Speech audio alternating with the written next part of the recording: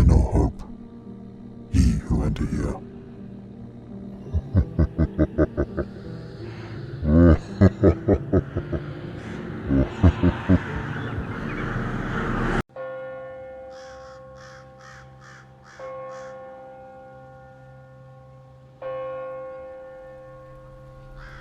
This is a story from about 4 years ago, but I thought I'd write about it. It was during my last summer vacation in high school.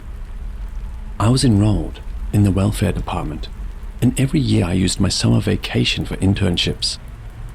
I had an internship that day as well, and I was on my way home after finishing my night shift. I was almost home, waiting at a traffic light, when a fairly large car passed by me, and a girl peeked out from the top of it. I was dazed after the night shift and thought, oh, that's the type of car that opens at the top. Then, when the car had moved a certain distance away, something strange happened. The girl's head turned half a turn vertically, so that the top of her head was facing down. And she looked at me. She then grinned and disappeared. I was frozen, not understanding what had happened, when I heard someone say clearly in my ear from behind, "It wasn't you." I couldn't turn around, so I just stood there. When I came to my senses, I was so scared that I went home, half crying. Nothing strange ever happened after that. Sorry if my writing is a bit childish and difficult to understand.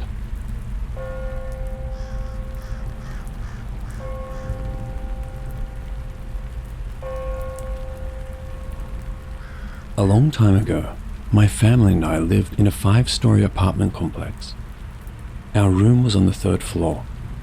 Here's an incident that happened at that time. During the summer vacation of my 2nd year of junior high school, the apartment complex, an old public housing unit, had no air conditioning in the living room, so we always had the windows wide open during the summer. One night, just before 10 p.m., we heard what sounded like a child crying outside. When I went out onto the balcony, I could tell the sound was coming from upstairs, from the upper floors of the same building. At first I thought they must have locked their child out on the balcony after he had made a mess. That kind of thing happened sometimes. However, I did think that 10 p.m. was a little too late for that.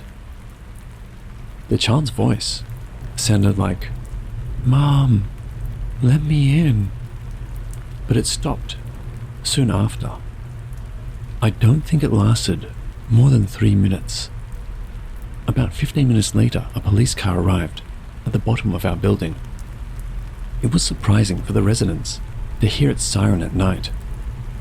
My mother went to look around, saying, "What if it's a crime?" I had a morning practice for my club the next day, so I went to bed without seeing what happened. From here on, I heard the details from my mother. A family living on the 5th floor had called 110, the emergency line for police in Japan. Apparently, the source of the voice was next door, in the corner room. The wife heard a child's voice next door, looked over the balcony, and saw a naked child crying on the balcony next door.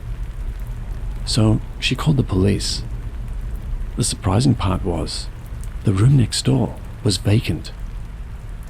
The child was crying, saying "Mummy" to the empty, dark room.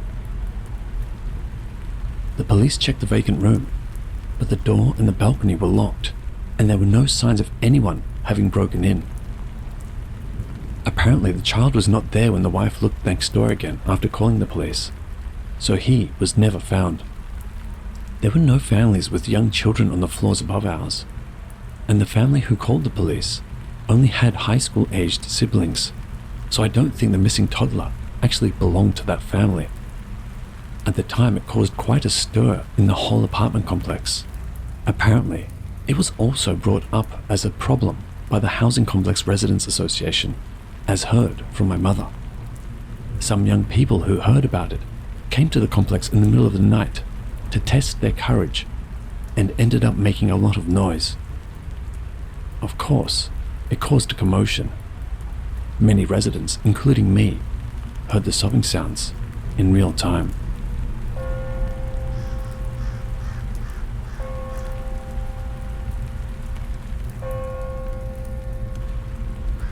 When I was still a kid, there was a park behind my elementary school where I used to play a lot. It had a big octopus playground equipment, so it was called Octopus Park, and it was really popular among elementary school students. During the day, it was crowded with old people and families playing gate ball, but at night, the atmosphere changed completely. This is because the park was originally a cemetery, which was demolished to build the park. As proof of this, there is a huge memorial near the entrance to the park, and there are rows of graves near the park grounds. When I became a junior high school student, I came to this park with a friend one day during summer vacation to test my courage. There is a walking course that goes around the park, and it was a typical test of courage to walk along the course alone. It took about 10 minutes to go around the park. Even though it was a walking course, there were no streetlights, so we had to rely on the light of our cell phones. The first person came out and returned in about 5 minutes. He said he was scared and ran. He was mocked for being frightened, but he insisted it was dangerous and said something was following him. At first, I thought everyone was exaggerating, just to scare me. Then the second person came back in about 5 minutes, but something was obviously wrong. As soon as he returned, he said he wanted to stop. When I asked him, he said he felt like he was being followed by something and couldn't help but run. Then it was my turn. At first I walked, but gradually I started walking faster. There was definitely someone behind me. Not too close, not too far, but in an unpleasant position. I felt strangely calm and thought I could pull away if I ran, so I walked faster. I stopped walking about halfway through the course. It was dark and I couldn't see clearly, but I could make out a silhouette that looked like a person coming towards me. I could also see the light of my cell phone. I thought my friend had come because he was worried about me, so I ran as fast as I could. But it was my dad who was there, and he took me back home as soon as he saw me. On the way back, my dad said to me in the car that he had sent my friends home. He told me not to worry and added, "But you wouldn't have come back if I hadn't come to meet you." I didn't understand what was going on, but I got scolded so much that day that I went to bed in a sulk. The next day, my friend came to my house, and when I listened to him, I realized how dangerous the situation had been. Apparently, I was missing in the park that night. My friend had been searching for me for an hour since I left, waiting for more than 10 minutes and not coming back. He still couldn't find me, and finally decided to go call my dad. Then I realized something was strange.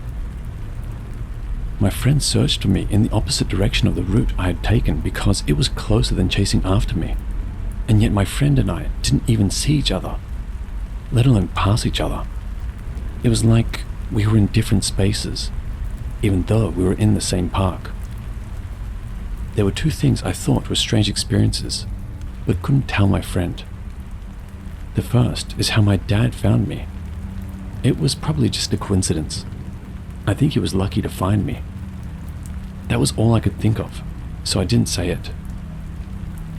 And the second is that the day my friend came to my house, something from that night was following him. That's the end of the story. I'm not good at writing, so I'm sorry if it's been hard to read, but thank you. By the way, both of my friends are still doing well. I meet them occasionally, and they seem fine. So, I think they're okay. Bye.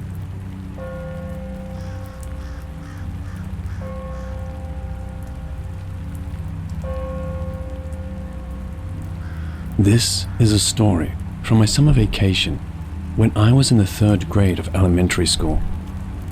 I live in the countryside, and there was a Tanabata party, an annual event for the local children's association.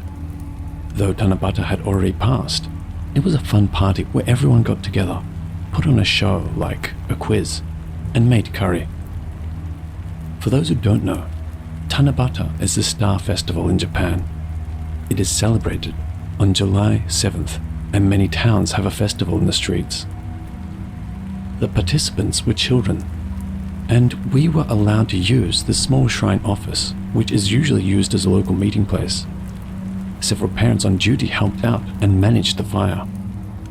That year, my mother was on duty for the Children's Association, so she and Tanaka-san, the mother of a boy in my class and a boy 2 years younger than me, bought ingredients and prepared to clean the shrine office. I think the Tanabata party ended safely around 9 p.m. Our area is divided into the south and north sides of a small mountain. The shrine office and most of the children's houses are on the north side, while my house is on the south side. The children on the north side all came by bicycle, so they just went home, whereas the children on the south side were picked up by their parents in their cars. The only ones left were me, my mother, and Tanaka-san. Tanaka-san's 2 children went home first because their houses were on the north side and close by, but I couldn't go home by myself, so I waited for my mother. After we finished cleaning up, my mother, Tanaka-san, and I locked the doors of the shrine office and were about to go home when my mother said, "Oh, I think the lights in the bathroom might still be on." Tanaka-san offered to check, but my mother insisted, "No, I'll go check. Tanaka-san, you go home first." After a bit of back and forth, Tanaka-san went home on her bicycle. My mother unlocked the door, checked the bathroom lights, which were off, locked the door again, and we got into the car, determined to go home. I think it was around 10 p.m. by that time.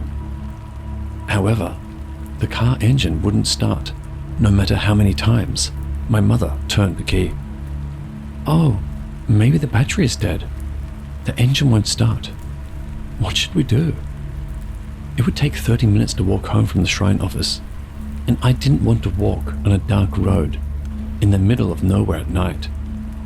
We decided to call home and ask my father to come pick us up, but we didn't have a cell phone at the time, and the shrine office, which is usually unmanned, doesn't have a phone.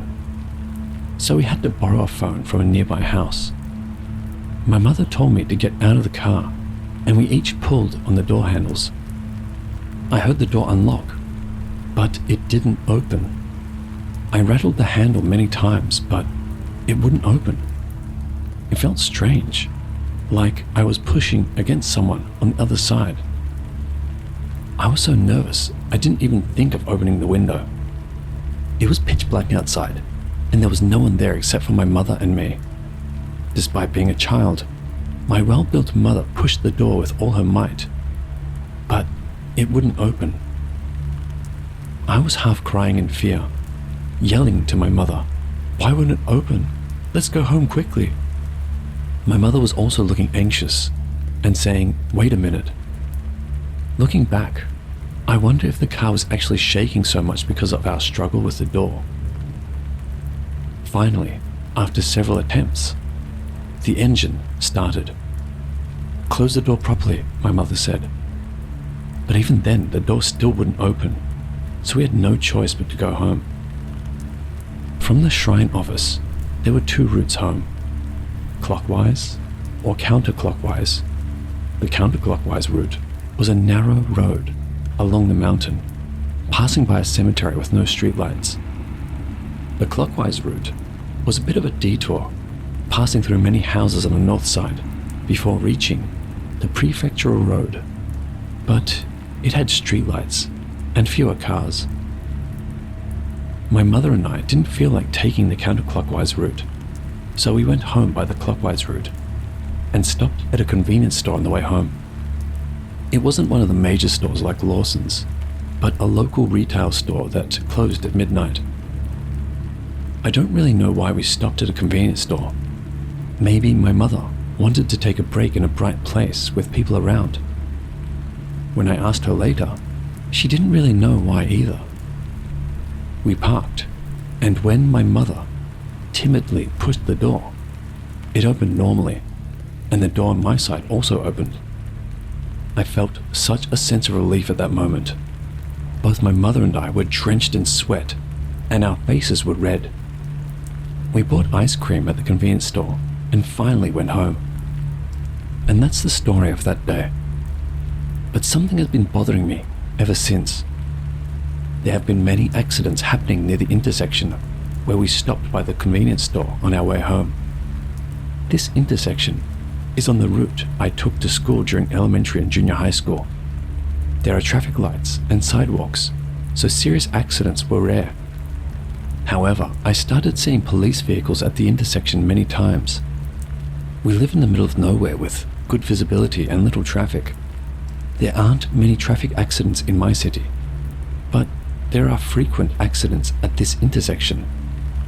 The scale of the accidents varies from small property damage to serious personal injury, with fatal accidents occurring once every 2 to 3 years, which is unusual for a city of our size.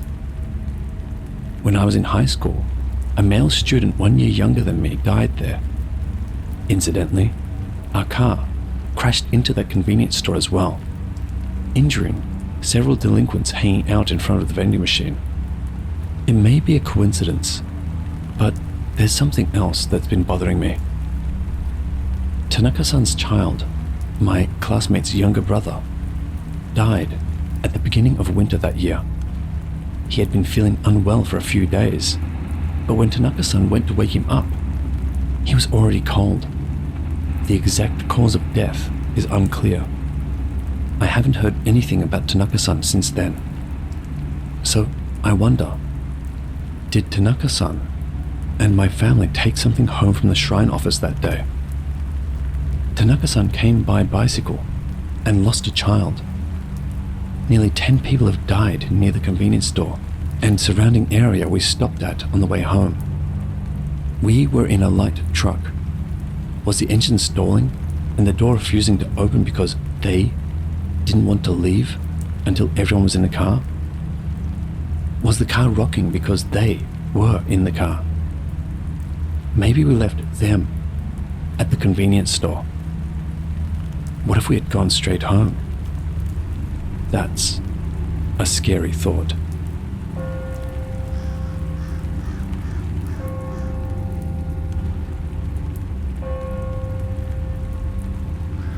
During the summer holidays in my 3rd year of junior high school, I decided to go to an old air raid shelter with some friends as a sort of test of courage, or rather, just for fun. So we went together as a group of more than 10 people. I'm not sure of the exact number of people or who was with us, but the main characters were Nagisa, Osuke, Shun, and Kaito, who was easily scared. That makes about 4 key people, so I'll write about those 4. When we actually went to the air raid shelter, it was dark inside and had a nice atmosphere. However, there was a lot of trash lying around and graffiti, so it didn't feel very scary. We were talking about what to do when someone said, "I know where the apartment where a family was brutally murdered is located." So we all headed towards that apartment. When we got close, it was on a fairly large street, and there was a convenience store and a dentist, so it didn't seem scary at all. We followed his directions and came across a narrow road between 2 buildings with lots of weeds growing everywhere, just wide enough for a car to pass through. We went through there and went further in, and suddenly it seemed to open up. On the right side, there was a block wall, a little taller than a person, and on the left, there was an old-looking apartment. It might have just been my imagination, but there was a chill that made me shiver. The apartment was 2 stories high and had an outside staircase, but the staircase seemed to have collapsed as all that remained was the iron framework. The paint was peeling and covered in rust.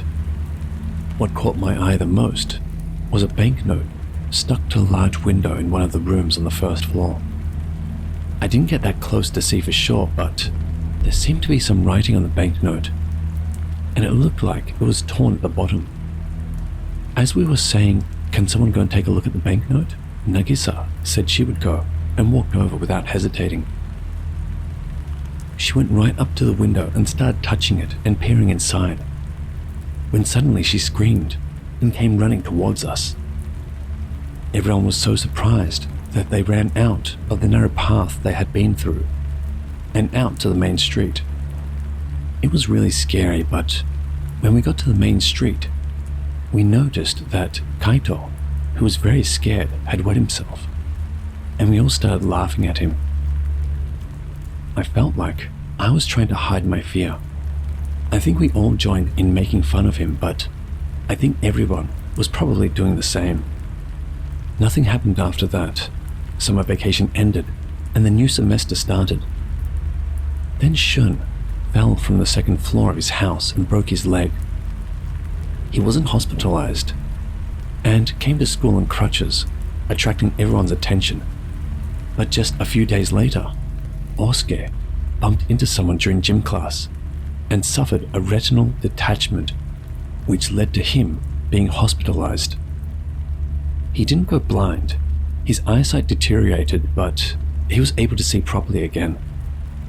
I went to visit him on Sunday of that week, and Osuke jokingly said that he must have been cursed because 2 of the original members had been injured in succession. But then, Kaito's body was found in the sea. There was no suicide note, and security cameras near the sea had captured Kaito going to the sea alone. It was decided that there was no crime, and it was an accident.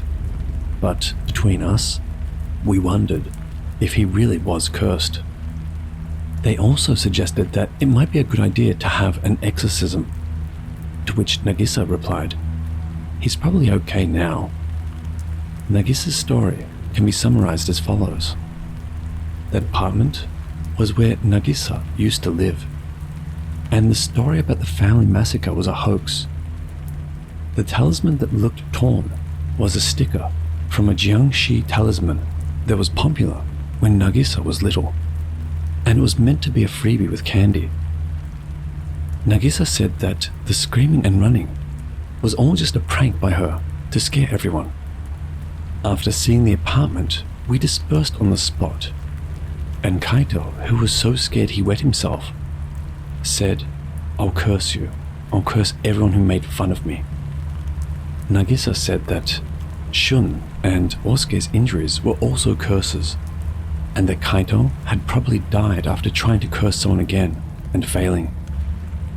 Everyone was still scared, but I think they were trying to come to terms with it with that story. We went to the hospital with the idea of telling this story to Osuke, who was hospitalized during the next holiday. Osuke seemed strange after hearing this story. Nagisa had been in the same school as Osuke since elementary school, but apparently Nagisa transferred schools when she was in the 2nd grade. They moved because it was decided to demolish the dilapidated apartment building, and at that time, Nagisa said that she was the last family living in that apartment building.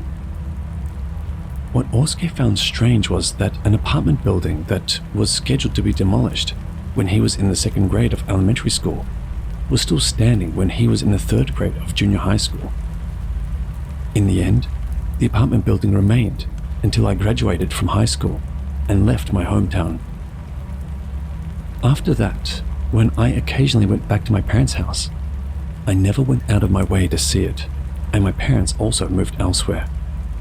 So I don't know what is happening now, but I wonder if the injuries and Kaito's death were really a curse, or if there really was some kind of incident that Nagisa was not told the truth about because she was still young, and something happened to that apartment. This story has been gnawing away at me from the inside, so I wanted to hear other people's opinions. By the way, after Kaito's death, nothing in particular happened to anyone.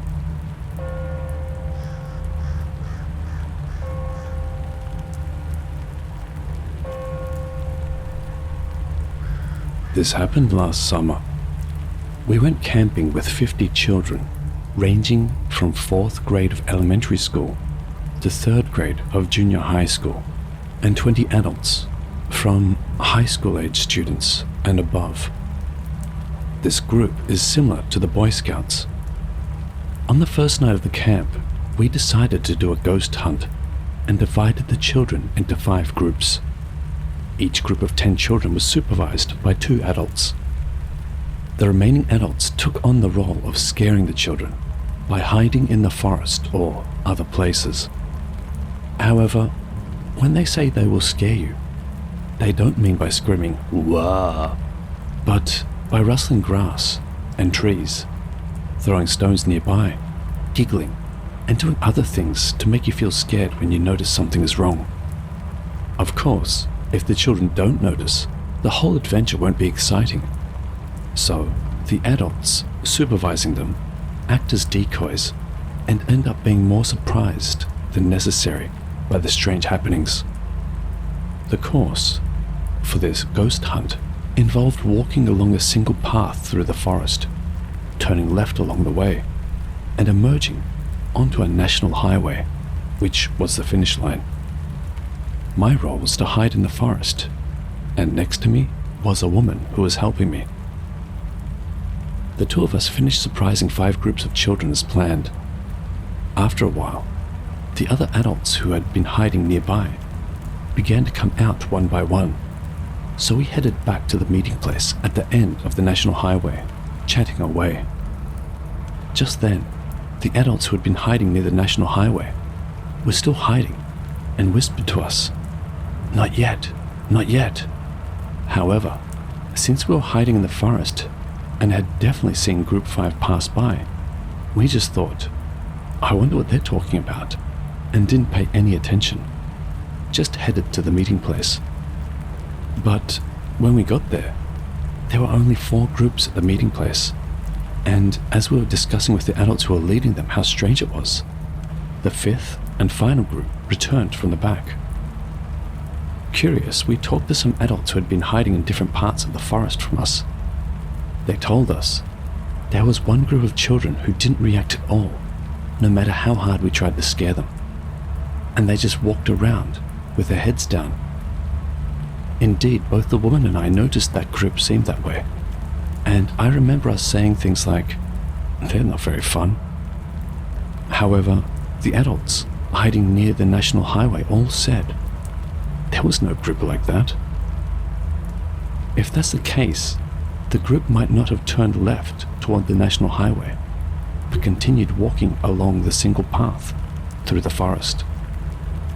In other words, although there were supposed to be 5 groups in total, there were actually 6 groups in the forest.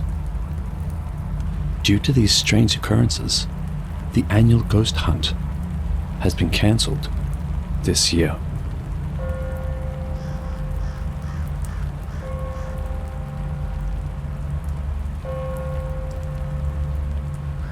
I think I met a meat man when I was little. If I did something bad, I was often locked up in a storeroom away from the main house, which was called the reflection room. Looking back, that was a long time, from overnight, half a day, to a full day. It was dark and cramped, and as I was crying because I was hungry and lonely, I noticed something flesh-colored and fuzzy, but faceless, staring back at me. It was a similar situation then, and I was extremely hungry, even more so than usual. Then, something fuzzy started floating towards me, and being so hungry, I opened my mouth and took a bite. No, maybe it was offered to me. Even though it was a bit fuzzy, it melted in my mouth, and it was a very special sensation, like a surge of energy from the bottom of my stomach. So I remember the feeling of happiness I had at that moment very well. I'm in my late 40s now, but I look a little different from the average person. This is because my looks have not deteriorated at all since my mid-20s. At first I was happy to look young, but now I'm starting to find it disgusting. Whenever I have the opportunity to tell people my real age, they are always shocked. Rather than praising my youthful appearance, it seemed like they clearly thought something was weird. It's unbearable because it gets worse every year. At that time, I happened to see the word meat man on the internet. It said that if one eats the flesh of a human being, one will be granted eternal youth. The fuzzy thing I saw as a child definitely looked like a lump of meat. Maybe at that time, I ate the flesh of a human.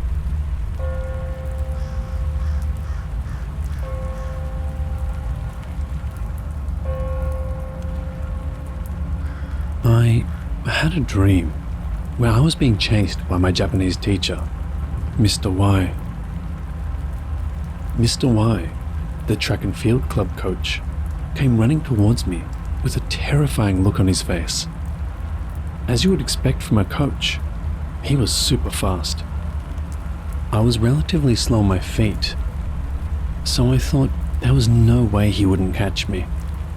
But for some reason, I didn't stop running. I think I instinctively knew that it would be dangerous if I was caught.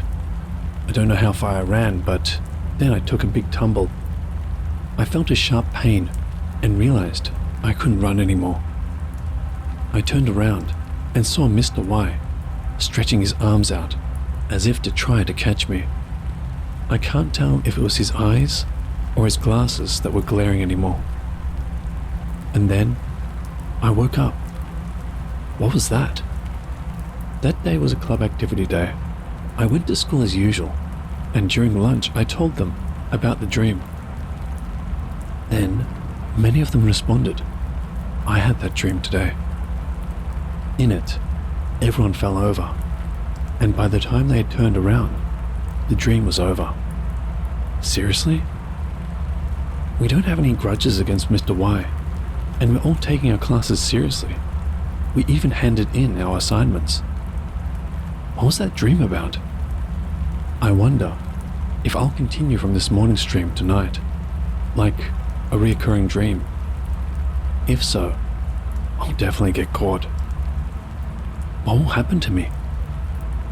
Has anyone experienced something similar to me?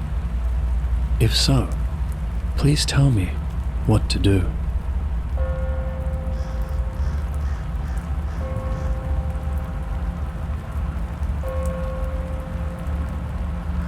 Near the housing complex where I lived until junior high, there was a vacant house. Though vacant, it wasn't livable. Furniture and belongings lay scattered. The outer walls were half destroyed, leaving it in a ruinous state. You could see right inside it, even from the road. I often took a shortcut by this house to save time on my way to and from school. Every day, I would pass by this eerie, vacant home. One evening at dusk, as I walked alone along the road, something caught my eye. Inside the house, I saw a figure.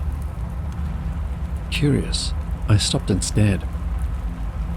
Seated upright in front of a small toy piano meant for children was a person. Their fingers rested on the keys as if playing, yet they sat motionless, arms frozen, head bowed forward. I couldn't see their face clearly, only that it seemed to be a man in something like a suit. A chill ran through me, and I fled home. Before I graduated, I saw this strange figure 2 more times.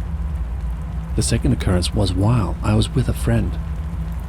We both felt a surge of fear, and unable to speak to the figure, we ran away. The third and final time, the scene changed slightly. Beside the man, there was now a young woman, possibly in her 20s, with semi-long hair. she mirrored the man's position, seated upright with her fingers on a toy piano, bowing deeply but remaining still. After that, I grew weary of seeing the vacant house, so I never used that shortcut again until I moved away. To this day, I still don't know if those figures were people or phantoms.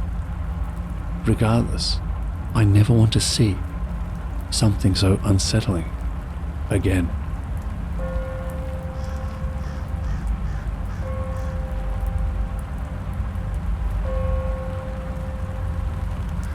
It's about the apartment I used to live in. It was on the first floor of a wooden building with a loft, and it got a fair amount of sunlight. So I lived there for about 3 years. It was a normal one-person house with a separate bathroom and toilet, living room, loft, hallway and kitchen. Outside the window was a vacant lot, but it seemed like another apartment was going to be built right before I moved. When I tell people why I was moving, they always laugh. But for me, it was a really shocking event. It must have been around December, about 5 years ago, when I was sleeping, wrapped in a blanket because it was cold. I got up to go to the bathroom and saw a shadow flickering on the skylight of the loft. I looked up closely, and it looked like a person. So I thought I had to punish him if he was a thief. I went up to the loft and looked up at the window, and there was an old, bald man licking the window. I thought to myself, what? And my urge to pee subsided. Before I even thought about being scared, it was gross. A shirtless, bald man was licking the window. I threw a trash can at the window, thinking he was kidding me. But he started licking again. I felt sick and wanted to call the police, but when I looked for my phone, the man had disappeared. It was a really bad experience, and I was waiting while glaring at the skylight, thinking that if he came again, I would call the police this time. Before I knew it, it was morning. There were marks on the window, like a slug had crawled there, and I got goosebumps all over my body. I went to work that day anyway, and occasionally thought about the skylight, thinking that I would call the police if I saw him again. But I never saw that man again after that. About a year after that day, I got a flyer saying that the exterior walls of my apartment would be painted next week. I remembered that the skylights had always been shiny, so I thought, I wonder if they'll clean them, and I went to work. I lived a normal life from then on, but one day I came home and found a letter from a painting company that said, there was some dirt on the window, and it was dented, as if the center had been scraped off. If it continues like this, it may break, so we recommend replacing the glass. It was so disgusting that I threw up. Maybe that old man was trying to get in. For what purpose? Was he licking to slowly melt the window without making a sound? I felt uncomfortable thinking about these things, and I couldn't go home, even once, until I decided to move. So I slept at the office. Writing it like this, I wonder if it wasn't just a crazy person, but a spiritual phenomenon. But it was really scary, and even now, when I go to a house with a skylight, I get the chills of thinking that the old man is licking the window with a grin on his face.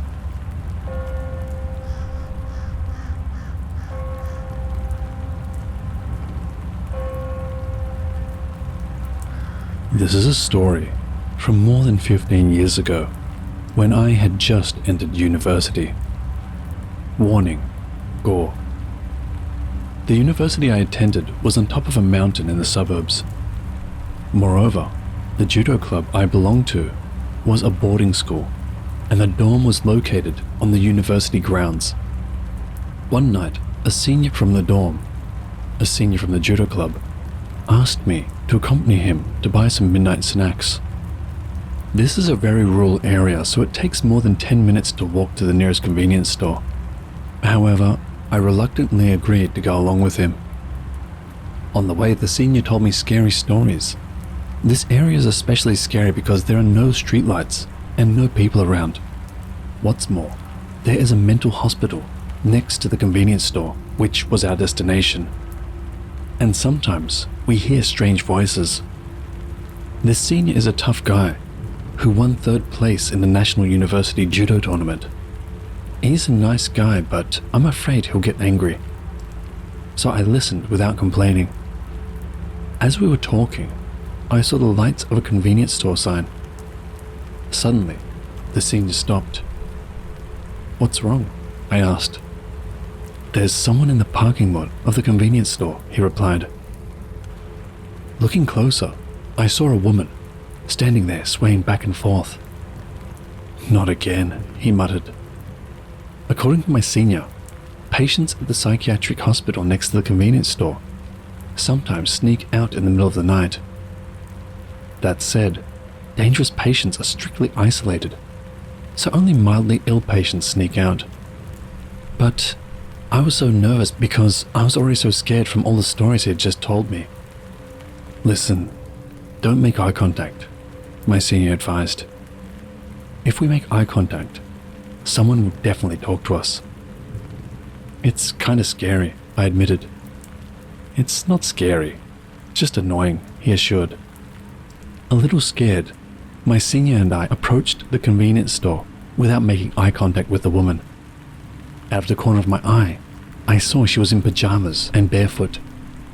As my senior said, she seemed to be a patient from next door. She was swaying back and forth while holding a baby doll. But something felt strange. No, it was a mass of strangeness. For the doll felt strangely real. Unable to ignore her, I turned and stared. It wasn't a doll, but the corpse of a dried-up baby. I was shocked and looked at the woman's face. Naturally, our eyes met. Suddenly, the woman let out a strange scream that seemed like something from another world. I couldn't move. My senior grabbed my arm and pulled me into the convenience store. I hurriedly closed the door, but the woman tried to open it from the outside while letting out a strange scream again. The senior held the door while locking it. However, the lock looked like it was going to break with such force. I came to my senses and helped hold it shut. The convenience store clerk was in shock. "Help us," I urged the clerk. Yes, he stammered, joining us. The clerk seemed to understand the situation, and 3 people held the door down. However, the woman started banging on the door this time. The door, made of reinforced glass, was not going to break easily. But the woman continued to hit the glass with a terrible look on her face. The woman's hand made a dull sound, and the glass began to stain red. The next moment, I let out a voiceless cry. I felt like crying, or rather, I was crying. This time she grabbed the feet of the dead baby she had been holding and started hitting the glass with them. I heard the sound of the baby's body shattering. I couldn't open my eyes anymore. "This is bad," my senior said. I opened my eyes and saw a single crack in the glass. "This is really bad. It's going to break. I'll go around the back through the back door and hold her in a bear hug. Meanwhile, you 2 wrap her in duct tape," my senior said. While the senior went out, the 2 of us desperately held the door. It looked like the glass was about to break. I saw the senior behind the woman. Just when I thought he had succeeded in holding her in a bear hug, he flew into the air. He was thrown to the ground. The woman changed her target, straddled the senior who was lying on the ground, and started hitting him hard. Although the senior was blocking the way with his arms, he was being hit with great force. I quickly grabbed the duct tape and went to rescue my senior. At that moment, I heard the sound of a police car siren. In the end, it took the 3 of us and 4 or 5 police officers to finally subdue the woman. It seems that someone had called the police to report the commotion. Thank goodness. I heard later that the woman had become so neurotic about childcare that she had caused the death of her own child and had become mentally unstable. She believed that her baby was still alive and never let go of the body until that moment.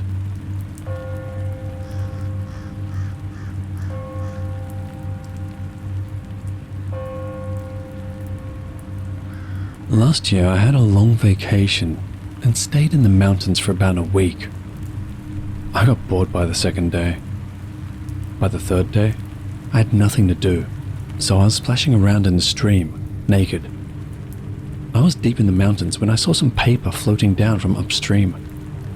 I tried to catch it, but it was washed away, which meant someone was upstream. Curious about what they were doing in a place like that, I headed upstream. I was wearing pants by then. I noticed traces of people, remains of a fire and broken branches. I followed these traces and found a suspicious-looking old man and old woman in a sudden sloping, sunken area. I watched them from the bushes. They were desperately digging a hole. The old woman took out some kind of rosary and started jingling it, while the old man tied a rope around the hole and scattered what looked like rice grains. At first, I thought they were just weirdos. Then, I saw something that looked like a child's hand, wrapped in a blanket next to the woman. I mustered up all my courage and called out to them, "What are you guys doing?" They seemed surprised and screamed loudly, so I screamed back. After calming down, I asked them again what they were doing. "Nothing," they replied. "Nothing? That's a child's hand," I exclaimed. "It's a doll," the old woman said, pulling back the blanket. It was definitely a doll, an elaborately carved wooden doll. It looked like it had arms and legs growing out of its round body, but its face was not human. I couldn't fully accept that it was just a doll, but I also couldn't say stop burying dolls, so I apologized and left. On my way out, the old woman was grinning and muttering something, and the old man looked smug, which made me angry. I was so furious that I went back the next day and dug up what they had buried. I thought it was a doll, but it turned out to be my t-shirt. I was sure I was cursed, but there was nothing that I could do about it. So, I buried the trash the old woman had left behind and went home. It's best not to get involved with those who live in the mountains.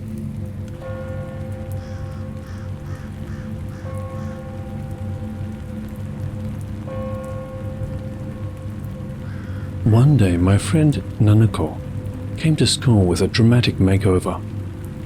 Previously uninterested in makeup or fashion, Nanako, our fellow widow, kept her hair long and natural, and usually dressed in plain black clothes. Her transformation into someone who wore makeup, flashy clothes and accessories, with a short, brightly colored perm, shocked all her friends. I barely recognized her at first when I saw her in fake eyelashes, a camisole, and low-cut shorts. It felt more gaudy than stylish. Naturally, everyone, myself included, asked Nanako why she suddenly embraced fashion, but she always dodged the question. Originally quiet, she had friends with similar personalities. As her appearance changed, people gradually started to shun and isolate her. Yet she continued wearing her vibrant outfits. Eventually, Nanako stopped attending school altogether. Rumors spread. Some said she ran away with a questionable boyfriend. Others claimed she became a hostess, or that she fled due to debt. But after she dropped out, the rumors quickly faded. Years later, I reconnected with Nanako through a mutual acquaintance, and we found ourselves drinking at my house. Nanako was still clad in flashy attire and appeared slightly different due to some plastic surgery. Curious, I asked why she changed her look. Initially evasive, Nanako finally opened up as we drank, saying, "I think it's better to tell you, Ruri-san. One night after finishing her part-time job, Nanako was biking home and encountered a peculiar figure on a small mountain path. A middle-aged man in a white kimono-like outfit stood there, carrying a doll-like object and a hammer. When the man noticed her, he charged. Panicked, Nanako pedaled furiously to escape. Thinking he was a suspicious or possibly escaped hospital patient, his attire resembling a hospital uniform, Nanako fled uphill until exhaustion set in. When she paused to catch her breath, she realized the man, instead of using the paved road, had taken an animal trail and was now ahead of her. Terrified, she retreated and spent the night in an internet cafe near her job. Nanako stumbled upon the man performing Ushi no kokumairi, a ritual believed to curse the observer unless the performer kills them. Fearing he'd remember her face, she dashed to a hair salon as soon as it opened, radically altering her appearance. Then bought contrasting clothes, a new bag, and even discarded her bike. Since then, avoiding her old self's image has been her protection against the vengeful man's potential return. Nanako recounted this with a grave seriousness, though I laughed it off drunkenly, seeing it as paranoia taken too far. Observing my reaction, she continued with an apologetic gaze. "The man's still in town, searching for me. Be careful, Ruri-san. You look a bit like me back then."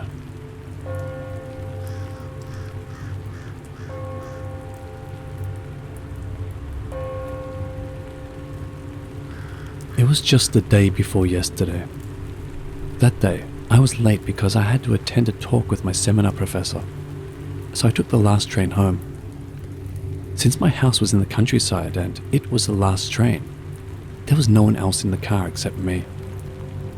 There were still 7 stops before I had to get off, so I dozed off. Then I realized it was extremely cold. I initially thought the air conditioner was too effective, but something felt off. That's when I heard a sound, like a supermarket bag being crumpled. The noise was coming from overhead, and when I looked up, I saw someone lying on the net rack where I put my luggage. I was sitting in the booster seat right next to the entrance. The person was lying on the rack, directly above the booster seat across from me, grinning widely. His hair was messy, his face had an earthly, purplish color, and his skin was cracked, making it hard to tell if he was male or female, young or old.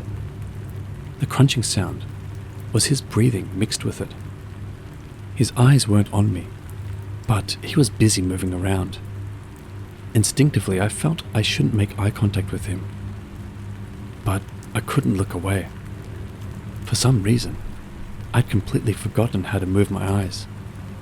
Even if I wanted to run away, the only way to escape was to pass by him. I was already panicking. He continued, making inaudible words and rolling his yellowed eyes. Just when I was about to reach my mental limit, I arrived at the station. I jumped out of the train, as if rolling out. But out of the corner of my eye, I saw him, looking at me. I had to walk 2 stations home, but I couldn't stand being in the same space as him. By the way, I've been hearing crunching noises coming from the room next to me, but I want to believe it's just the cat playing.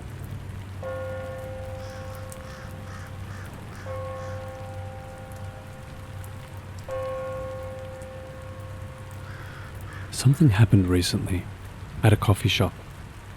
I was just killing time when I started hearing a noise at the table next to me. A crunching sound. At first, I didn't pay much attention and continued reading my book. However, the noise persisted, even after about 30 minutes. I grew curious and turned around to see what it was.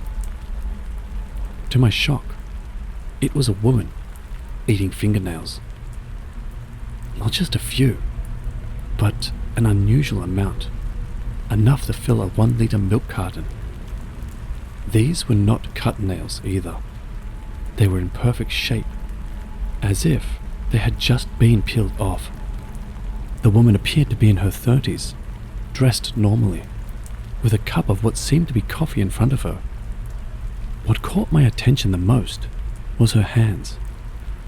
Upon closer inspection, I noticed she had claws. She was staring at me intently, and as fear overtook me, I hurriedly looked away.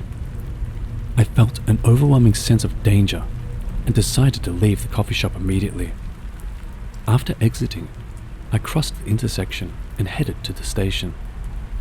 Among the bustling crowd, I felt a brief sense of relief, thinking I'd escaped her. However, at the station ticket gate, the woman appeared again.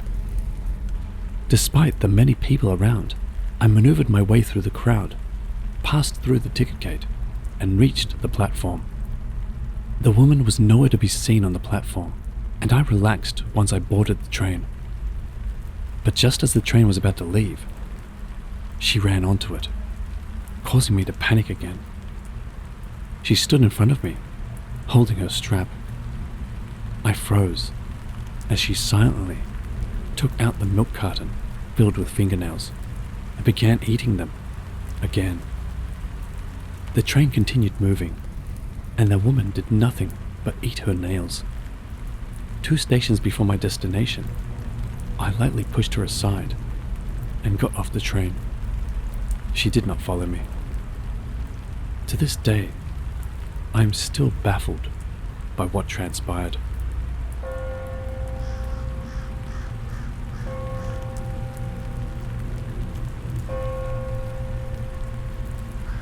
Okay, so since this might be the first time you've heard of this, here's a brief description of kokkuri-san. Kokkuri-san is kind of like a type of Japanese Ouija board game, but instead of a board, they use a piece of paper, and instead of a planchette, they use a 10-yen coin. To play, you need 4 things: a piece of paper, a pen, a 10-yen coin, and preferably a table to put the paper on and sit around. Here's how they play. First, on the paper you write yes and no, and between them, drawing a shrine gate. Beneath that you write the Japanese alphabet and numbers. Next, usually 2 to 3 people gather around a table and put the 10-yen coin down on the paper. Everyone puts their index finger on the coin and calls for kokkuri-san. The players call out, "Kokkuri-san, Kokkuri-san, please come. If you are here, please say yes," and the 10-yen coin will begin to move.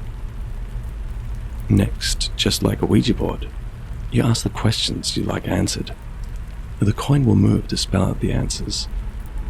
Once a single question has been answered, the players ask, "Please return to the shrine gate," and the coin will move towards it. When you want to finish the session, just like with a Ouija board, you must say goodbye.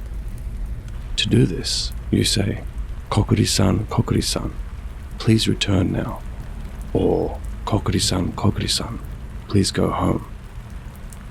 Once the coin moves to yes, and then returns to the shrine gate, all the players finish by saying thank you, and the game is over.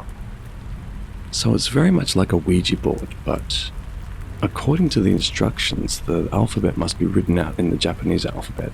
I don't know whether or not it would work with English. It's generally popular amongst junior high school students and some elementary school students. I'm not sure of the popularity now, but it's still well known here in Japan. And now, onto the stories.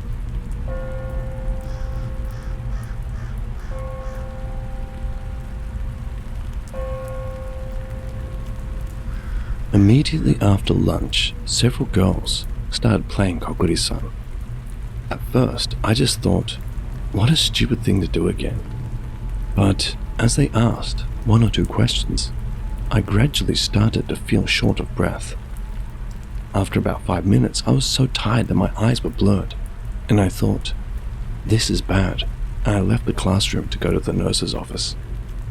At the time, my senior was a second-year student. The classroom was on the 3rd floor, and the nurse's office was on the 1st floor. Feeling indescribably sick, I finally made my way down to the 2nd floor, and suddenly, the shortness of breath I had been feeling up until then was gone, as if it had never happened. I went back to the 3rd floor, wondering, what is this? And the moment I stepped into the classroom, I was hit with a severe headache and shortness of breath that was incomparable to the one I had felt before. When I saw the girls playing kokkuri-san, at the moment I collapsed, I was so scared and in such pain that I screamed out loud. The girl was so startled by the voice that she removed her finger from the 10-yen coin, and the shortness of breath disappeared immediately. But she was so frightened by what she had just seen that she couldn't stand up for a while. By the way, after that, 2 of the 4 or 5 senior girls were injured and taken away in an ambulance. Also, when the senior collapsed, she saw a girl with abnormally long hair covered in blood peering at the desk where the girl's fingertips were gathered.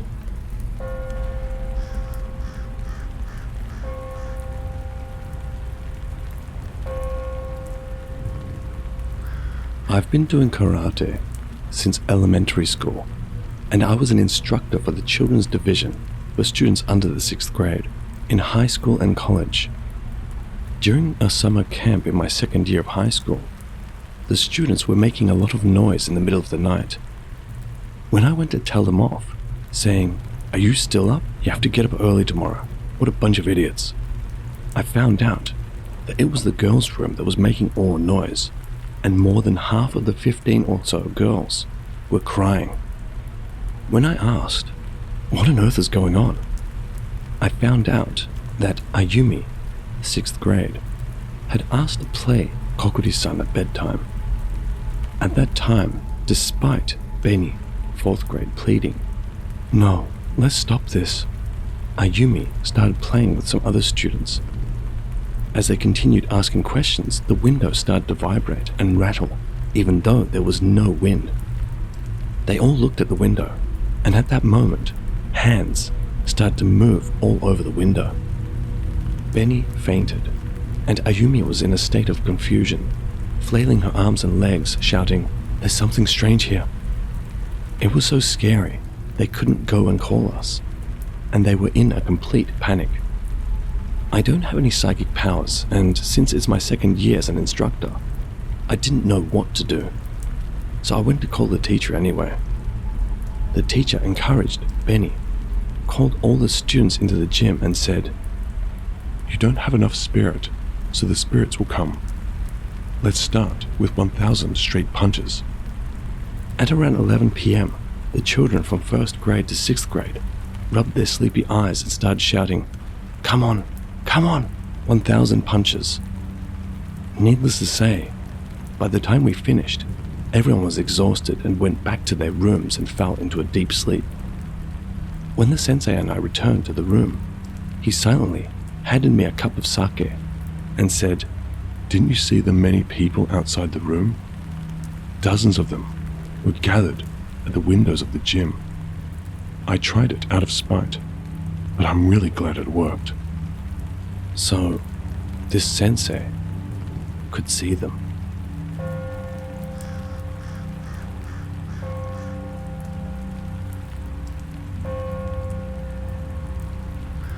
This story is a little scary to write, because there are so many taboos about it. I think I had psychic powers when I was a child. I say I think I had psychic powers because When I think back on all my spiritual experiences now, I start to doubt whether they really happened. But this one thing I remember clearly as something that really happened. After all, my friend was in a traffic accident. It was when we were playing kokkuri-san. The atmosphere was lively, with the curiosity typical of elementary school students. But the 10-yen coin only moved slightly. It never moved smoothly, but moved slowly, so I could barely ask a yes or no question. Still, it must have been scary for my timid friend, and he took his finger off before saying, "Please go home," to kokkuri-san. We started saying "please go home" right there, saying that we would be cursed, and finished kokkuri-san. However, that day after school, that friend was hit by a car. I was on my way to the pool with another friend, and was horrified to see my friend lying on the road. Fortunately, my friend's injuries were minor, just a fracture, but according to a child who was at the scene, he ran out into the road even though he knew the car was coming. And my friend who had the accident said some incomprehensible things like, "I felt like my mother was calling me, so I thought it was bad." But we were elementary school students. We were having fun and asked, "Shall we ask kokkuri-san if it was angry because that child let go of the coin?" And we talked about playing kokkuri-san again. However, when our homeroom teacher heard us, he scolded us with terrible anger, so we called off the kokkuri-san. "You can't play kokkuri-san just for fun." We nodded obediently. But it was so bad that we asked the homeroom teacher later why. He said that he had also incurred the wrath of kokkuri-san before. This is a story from when the teacher was in high school. The teacher, who was a member of the volleyball club, apparently decided to play kokkuri-san in earnest after club activities were over. There were 4 of them. They had properly researched everything from the direction to all the rest of it. The kokkuri-san moved the 10-yen coin smoothly and, to everyone's surprise, answered simple questions like who likes who. The members got carried away and asked, "Finally, please tell us the name of the kokkuri-san." The 10-yen coin started to move and spell out sushi and ko. The members laughed at the name. As expected, the kokkuri-san got angry. His fingers wouldn't let go of the 10-yen coin, and the club room doors wouldn't open, so they were in a state of panic. They cried and apologized for about 3 hours. I guess it was a kind spirit to begin with. Then, the kokkuri-san finally said, "I'll forgive you if you come to the big tree and apologize," and released everyone. But the members didn't go to apologize because it was scary. Kokkuri-san is not something you should play around with after all. Oh, and I just remembered. This music teacher married an art teacher at work while we were in school. It was a shotgun marriage, so I hated the idea of them doing something while teaching us. The child they gave birth to was born with complications.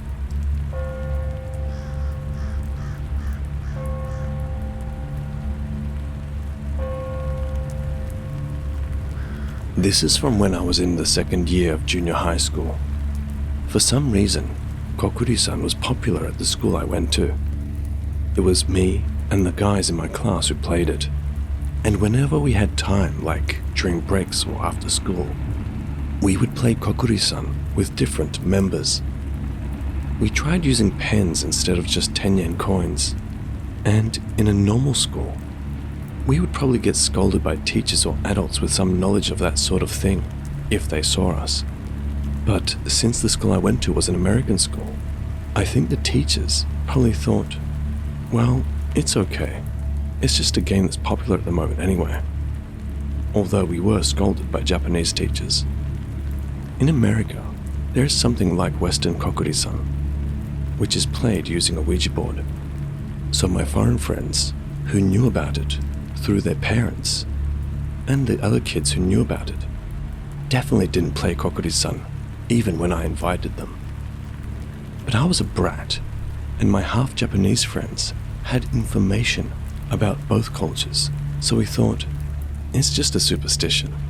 It's like an urban legend. If a friend who doesn't speak Japanese does it with a 10-yen coin, will a Japanese spirit come? Then you can't have a spiritual connection.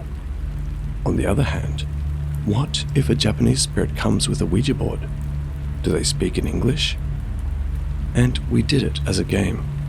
My friends, including myself, were like, well, if the 10-yen coin moves, we're lucky. I and my friends who play with me are scared, but we don't have any psychic powers or anything. And even if the 10-yen coin moves, even a little, we had a weird realist side to us, thinking maybe someone is unconsciously moving it.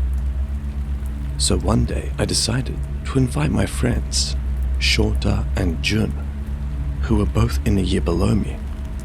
These two self-proclaimed to have psychic powers, and Shota in particular had a strong psychic power in his family, and I often heard people say that they had spiritual experiences since they were young. Since it was a self-proclaimed experience, I don't know how much of it was true, but I thought it would create a better atmosphere. I have never had a spiritual experience, and I hoped that maybe some strange phenomena would occur, so I decided to try it after school. I can't remember if it was autumn or spring, but I'm sure it was at the end of the term, and even though it was after school, most students went home after their tests, so only us and a few other people who were seriously doing their homework were left at school. I think it was around 3 o'clock.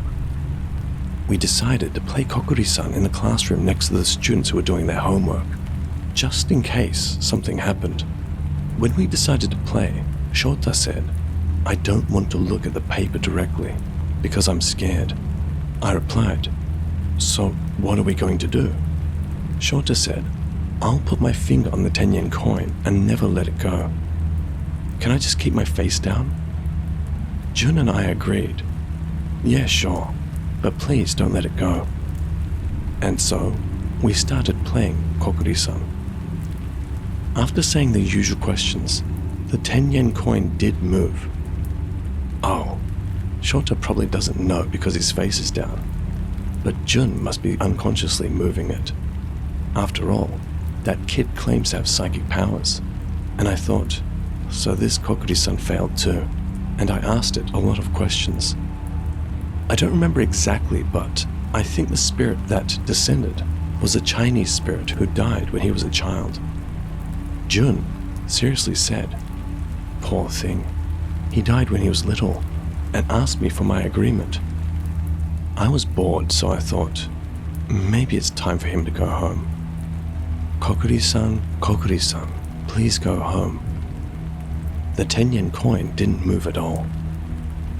It had been moving smoothly up until then, so I was a little worried about why it had stopped moving now. I thought Jun had moved it anyway, so I asked Jun, do you not want to go home? In a deliberately urging manner. And Jun, unable to hide his impatience, asked me back, hey, why? Anyway, I asked it to go home again. Then, the 10-yen coin moved smoothly to the no side. We, me and Jun, were scared and desperately asking it to go home, but the 10-yen coin did not move. I started to think that this might be dangerous. Then I noticed something. Shota had not spoken since he started playing kokkuri-san. It's partly because he is not looking at the paper and has his face down, but he must be able to hear the conversation. I thought that perhaps he had fallen asleep and that he should wake up because it's a bit dangerous right now. So I shook him. but Shota did not wake up as if he was asleep. His finger was still in the 10-yen coin. I panicked a little and said, Kokkuri-san, what can I do to get you to go home? Then, the 10-yen coin that had not moved from no started to move. Shit. I followed it with my eyes as it was going to the na row. This is bad. It might write shine, which is die in Japanese. I can't take it. Fear took over, and I didn't want to move the 10-yen coin for now. Oh no, I thought, but I was on the verge of weeping. Shota didn't seem to understand the situation, so we tried desperately to wake him up with our fingers still on it. However, Shota didn't say a word. Just as we were thinking what to do, like, should we call an adult, Shota suddenly started laughing. He did so, and didn't change his position. Our fear had reached its limit, so he left Shota and ran away, screaming from the classroom. Then, half crying, we ran into the classroom next door where the students were doing their homework. We found the face of our male friend among the students doing their homework and told him what had happened so far. That's so stupid, he said, half laughing, and came with me to the classroom where we were playing kokkuri-san. But when he saw Shota still laughing alone in the classroom, he also turned pale. First, he shook Shota, but he still didn't wake up. So he slapped Shota back and forth in the face. Then, Shota said, "What?" Jun and I, who are cowards and have no friends, watched what was happening from the doorway. When I asked Shota about the situation, he said, "I remember that I started playing kokkuri-san, but I don't remember anything after that. I didn't see any ghosts or experience any strange phenomena like in horror movies. But at that time, I really thought I was going to die. After that, we had to decide on how to dispose of the paper we used for kokkuri-san, what to do with the 10-yen coin, and so on. This was something that another friend who later took care of that, and then Shota experienced. I didn't have any spiritual problems after that, so I'll leave it out. The conclusion is that the next day, half of the students who took their final exam in the classroom where we played kokkuri-san felt sick, so the exam was unusually scheduled to be held again on another day. After that, the vice principal called me and told me to stay home for 3 days. He said, "You probably know the reason," and didn't mention the reason for the suspension. That's all. Sorry for the long story.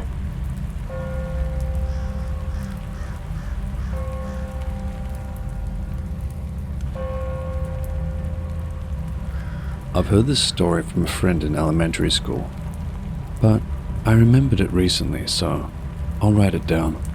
My memory is hazy and maybe a little wrong. A certain man, let's call him Aito. Aito rented a video from a video rental store and went home to watch it right away. By the way, Aito lived on the second floor of the house. There was a greengrocer or something on the first floor.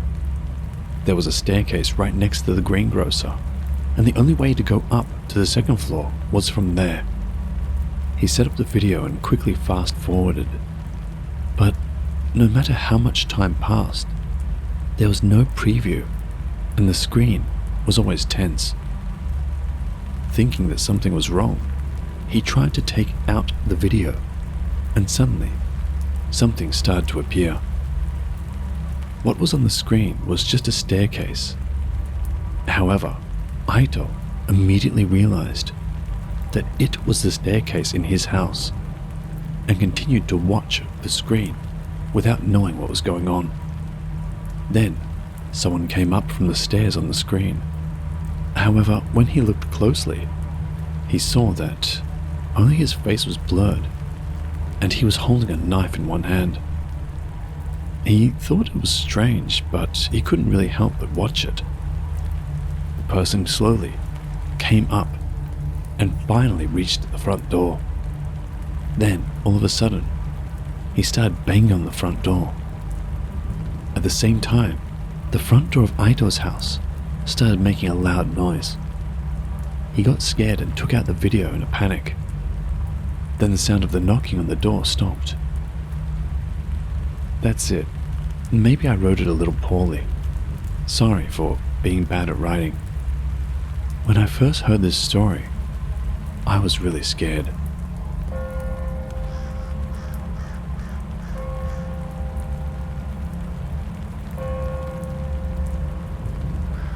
When I was a university student, there was a frog-faced man in the same seminar class who was a bit of an outsider. He was from Okinawa, had a strong accent, and was always dressed in a dirty manner, so everyone avoided him. One day, after a seminar class, I was complaining about the afternoon lecture being cancelled, and he invited me, saying, Well, why don't you come to my place? I have an interesting video. He knew I was free after that, so I couldn't refuse, and I had no choice but to go to his lodgings. In his room, which was messy and had an indescribable stench, I was shown the video. The video begins with a young man in white briefs, tied to a pillar, screaming something. However, there is no sound, so I don't know what he is saying. By the way, it is a single shot of color footage, and sometimes the face is zoomed in.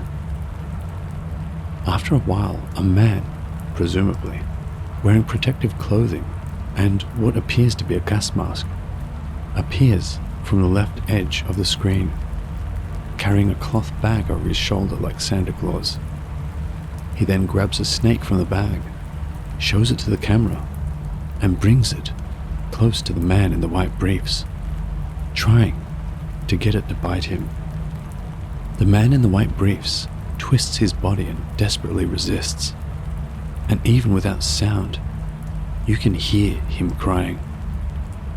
The snake bites his shoulders, neck, and chest mercilessly, until the man in the white briefs loses control of his bladder, and then his neck dangles, as if he has lost consciousness.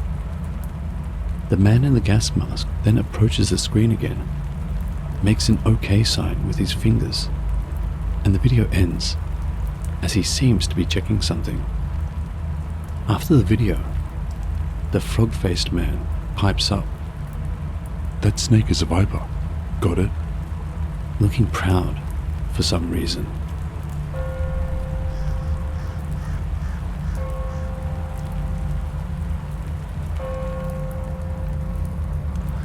My friend loves slasher and splatter movies, and often brags about how he's watched all the horror sections of his local video rental store. His hobby has led him to start browsing online video sharing sites to show videos of crimes and similar things. And whenever we meet on the weekends, he'll always talk about the amazing videos he's seen. One day, as he was surfing the internet as usual, he found a video of a Japanese train station. The thumbnail showed a platform before the train arrived, and since it was daylight around noon, he thought, this must be a video of a person jumping in front of a train. And when he played the video, sure enough, it was a video of a person jumping in front of a train. As he was filming an oncoming train, a businessman in a suit appeared. The train suddenly brakes, and the footage ends there, which is appropriate. But my friend thought, that's it? They don't show the tracks? I thought maybe they just accidentally filmed it and posted it. So I looked at the poster's profile page and saw that they had posted over 100 videos, all of which were thumbnails of stations. I played a few of them and they were all different videos of people jumping in front of the train. They were filming a train from the platform, and someone jumped in front of the train, and the video ended there. They were all different stations and different times, but they all had the same composition and angle. There are too many. It wasn't just a coincidence. It was the same person filming, I thought. Rather than filming the train, the camera was filming from the platform, and the camera followed the person jumping, so the footage ended with the train in it. And there's no way to know in advance that someone would jump from a platform onto the tracks, even if they were a train enthusiast. Who did this? How did they film it? For what purpose?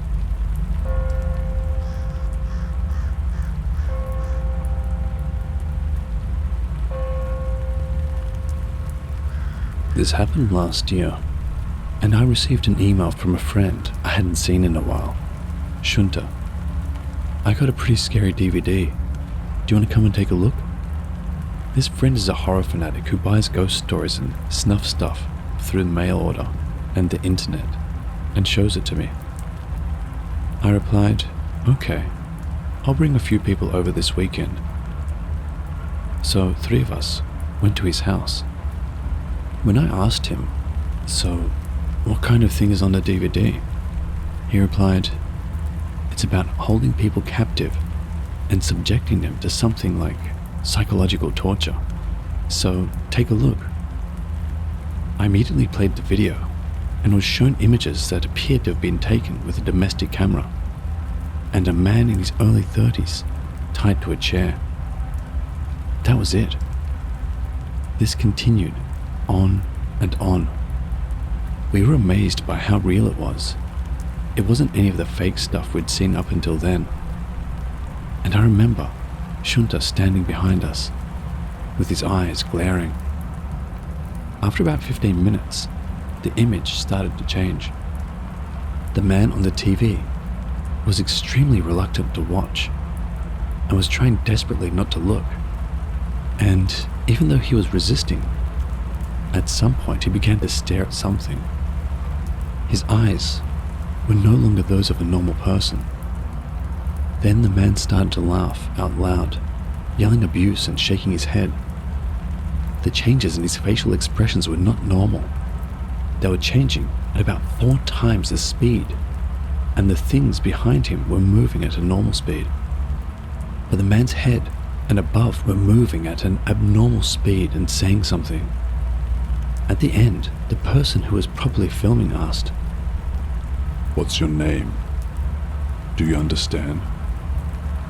The man answered, Abiya Hihihi Okawa O2. But his voice and mouth didn't match at all.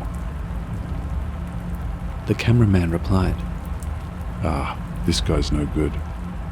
And that was the end of the DVD. After watching the DVD, to be honest, we were feeling sick.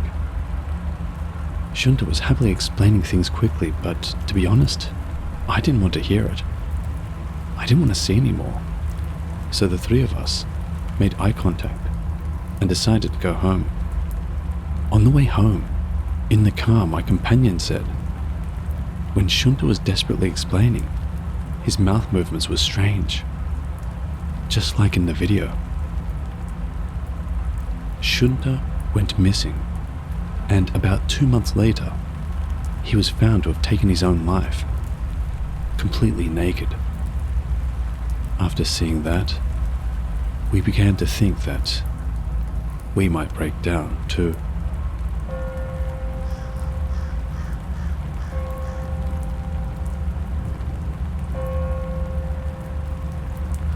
This happened more than 20 years ago. It was during the summer vacation in my early elementary school years. I was walking home with my older cousin who had come to visit during the summer vacation. We found 3 videotapes in a vacant lot on the way home.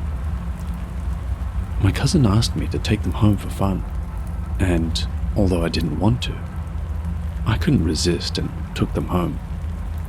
When we got home, and my parents were at work, we played one random video on the VCR in the living room, and it showed a woman in an alleyway taking off her clothes while looking at the camera. It was a standard recording, but the picture quality was quite poor, and it seemed to be a dubbed adult video. My cousin seemed to watch it, but I said that if it was too slow, my parents would come home, so I fast-forwarded to the end. Then I played another one, but it was some foreigner having sex in some place like the Alps, and we both got nauseous and took it out right away. So I put on the last one. At the beginning, it showed what looked like a real-life creep on a crowded train, and the picture quality was even worse than the other two. I was thinking that it was boring, but suddenly the image cut off. White noise appeared, and a child was shown, walking through a bamboo forest. I stopped, fast-forwarding. She looked like a girl who was still in elementary school. The surroundings were dim. The film was being taken from behind. The girl's footsteps were unsteady, like she was about to fall or stop. Each time an adult's hand reached out from the edge of the screen to support her or push her along. No one said a word. The film continued for about 10 minutes, and my cousin and I were wondering what it was. But for some reason, we just kept watching it. Eventually, the bamboo forest ended, and we came to a wide place. The sun was shining in. Near the center, a large hole had been dug. When the girl reached the edge, two hands pushed her back from behind and dropped her into the hole. A foot wearing jeans appeared and pushed the dirt into the hole. The girl didn't move during that time and let the dirt cover her back. Her face was turned to the side, but it was dark and we couldn't see clearly. We were staring at the screen in silence. Looking back, we may have been frozen in shock. Finally, the soil was buried up to the edge. A pair of feet carefully stamped on it. Seeing that, I suddenly felt that something was wrong. If this continued, things would be bad. I reached out and pressed the stop button, but the image did not disappear. Oh no, this is bad. I heard a faint voice. Then my cousin, who was sitting next to me, fell forward and approached the TV. The next moment, the image seemed to rotate. The sky was projected diagonally. And then, it disappeared. "Hurry up and take it out," I shouted, and my cousin tried to take out the tape, but it was tangled inside and could not be taken out. When I pulled it out by force, the tangled tape started to stretch out. While we were panicking, my father came home and asked what we were doing and cut the tape with scissors. After that, I threw the tape back in the vacant lot.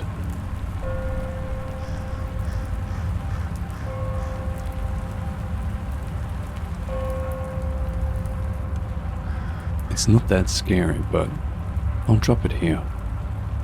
It was back in the days of videotapes, before there were DVDs. When I was a college student, there was something like a video delivery service. They would send you porn videos by a motorcycle courier. When I came home from school, I would often find some shady flies in my mailbox, and I couldn't resist my desire, so I ended up ordering one. I waited anxiously for the delivery, and the motorcycle courier finally arrived around 10 p.m. I paid the excessive amount of money, received the product, and immediately ran inside and inserted it into the deck. A black screen was shown for a while, with a slightly grainy image. There was no title, and suddenly a woman appeared. I was so surprised that I couldn't help but let out a yelp in a pathetic voice. The woman had straight hair and was a flashy woman from the bubble era. Despite her flashiness, she was expressionless, and she was staring at me from the screen, which I guess was her room. the story didn't progress at all, and even after watching for about 5 minutes, the woman just stared at me, as if she'd paused. I got tired of this and started fast-forwarding the video. And then, I saw her mouth moving. I rewound the tape and played it again. Then after, she said, "This is the time 5 years ago. There was a strange noise."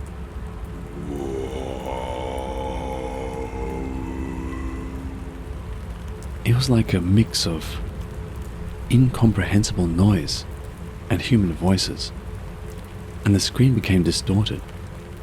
And finally, it turned into a static storm. I thought, what is this? Is it a defective product? Annoyed, I explained the situation to the dealer and asked them to exchange it for another tape. The dealer replied, "I understand," and hung up the phone. After that, no matter how long I waited, the dealer never came or contacted me. I was annoyed that I had been given a strange product, but I remembered the rumor that Yakuza are involved in selling these types of videos, so I never contacted the dealer again. I gave the video to a friend. After that, my friend called me and complained, "What? That's not an erotic video. It's just a building or apartment, and no one is in it." When I asked him, "That's weird. Did you rewind it properly?" He said, "Of course I rewound it properly, because I didn't want to know where you jerked off." In the end, my friend also gave the tape to another friend. That friend was also an acquaintance of mine, so I asked him about the contents of the tape, and he said, "A girl appeared and was lying naked on the sofa. That's all. It wasn't anything erotic at all. More like she was crying, and it was painful. It turned into a static storm within a minute. So I left it in the club room because it was creepy. I don't know what happened to the tape after that. My friend said it was gone from the club room, so someone must have taken it. Now we live in the DVD era, so no one plays tapes anymore. But I wonder if it's still out there somewhere. Maybe someone was watching it before it came to me, a different video from the one we saw. It's a creepy story that the content is different depending on who watches it. So between me and these two other friends, we call it the Wandering Tape, and still talk about it when we get together. By the way, there was no title sticker on the tape itself. Sorry it's not very scary, but it is a strange story.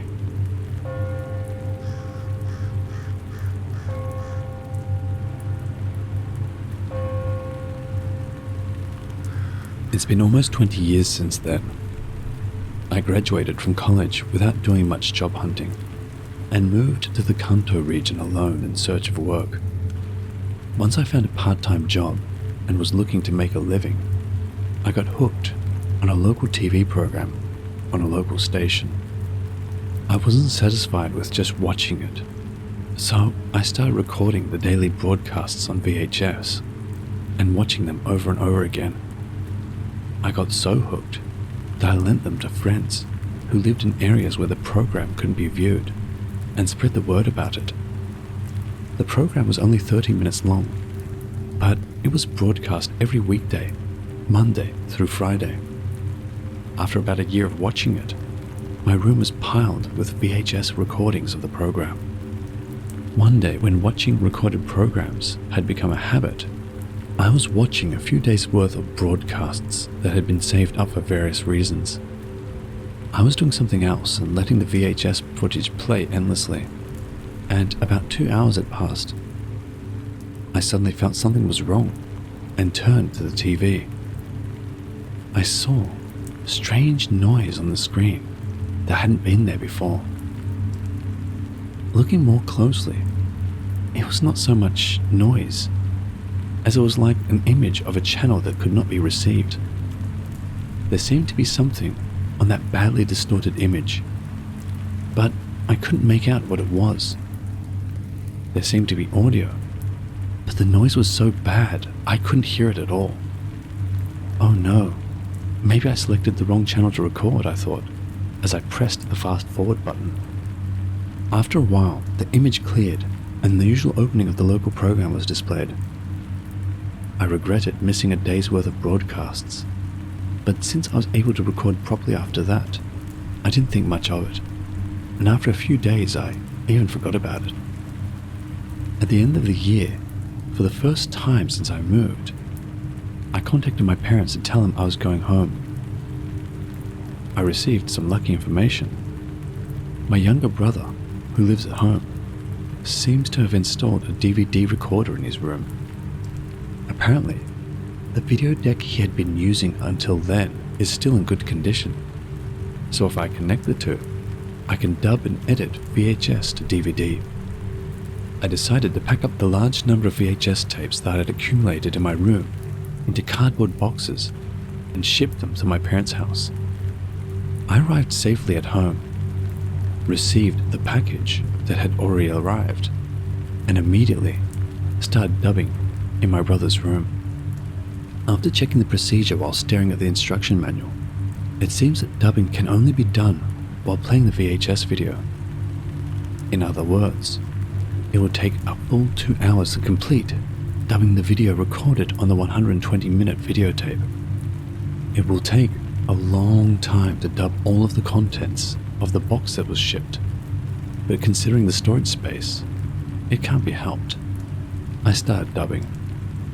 However, even though 3 days had passed since I returned home and the New Year's holiday had passed, the dubbing work was progressing very slowly.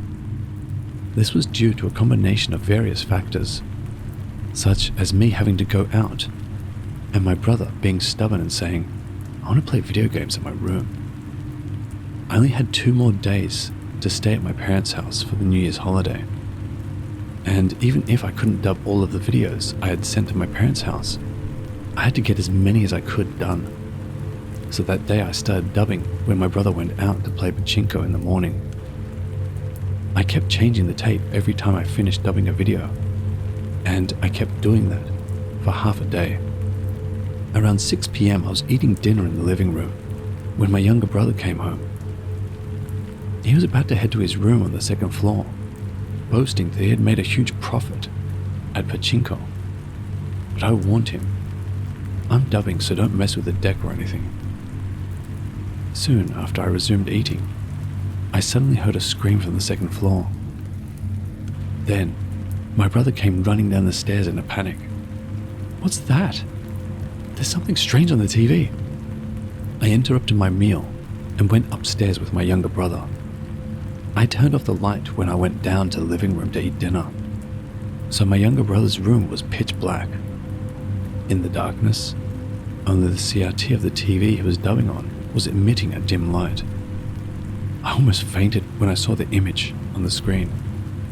In the rough picture quality, with noise here and there, the face of a woman with her eyes wide open, her mouth wide open, and her head tilted to the side was projected across the screen. At that moment, I remembered the day when the recording failed. I'd completely forgotten about it because there were no problems with the recordings from the next day onwards. But this is the videotape from that time. After watching the video in silence for a while with my brother, I suddenly came to my senses. While pretending to be calm, I said something like, "Huh? Something's gone wrong with the dubbing," and picked up the remote control for the VCR and pressed the stop button. There was no reaction. No matter how many times I pressed the button, the video did not stop. The counter on the deck was showing signs that were neither numbers nor letters, and were disappearing.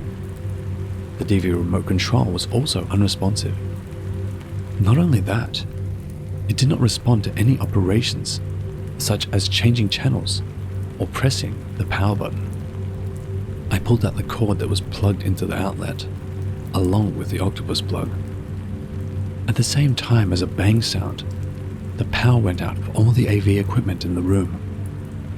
The room, which was lit only by the light of the CRT, suddenly became pitch black, and I hurriedly turned on the lights in the room. My brother was completely upset. My heart was pounding too, but I pretended to be calm and said, "Let's eat for now," and returned to the living room. After that, it was a difficult situation.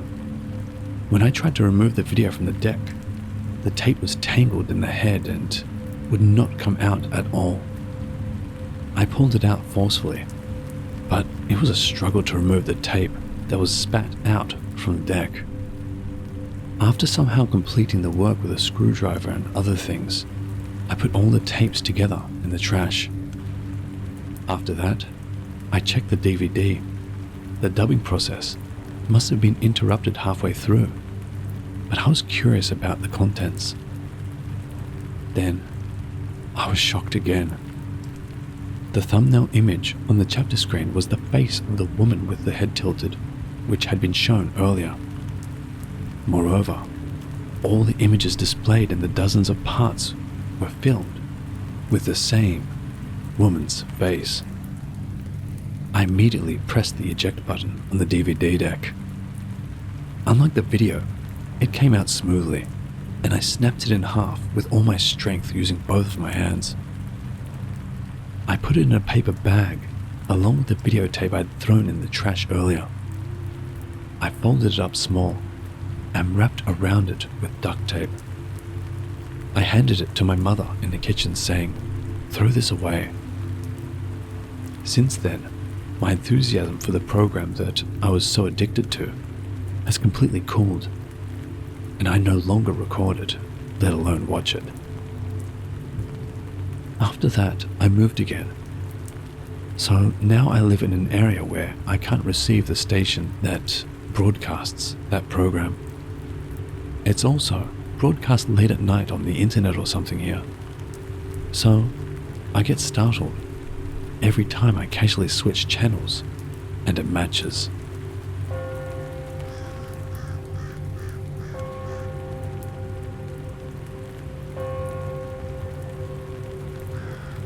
The apartment building has 12 apartments and is fairly clean, but there are only 4 people living here, including me. That's because there are rumors that it is haunted. But rumors are rumors. I've never had such an experience in the 6 years I've lived there, and I'm very happy with my quiet apartment. However, I had a strange experience the other day, and now I'm thinking about moving. One day while I was taking a bath, I felt something strange. However, since I was in the middle of shampooing and couldn't open my eyes, I told myself it was just my imagination. Then, I felt someone tapping me lightly on the shoulder from behind.